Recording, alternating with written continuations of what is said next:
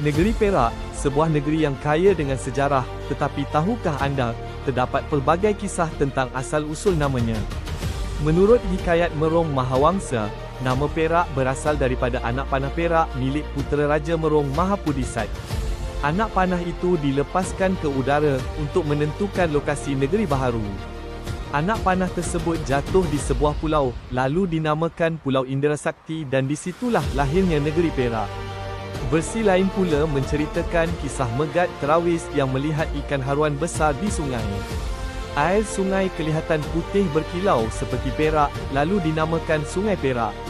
Ada juga yang percaya nama ini berasal daripada biji timah yang berkilau seperti perak apabila terkena cahaya.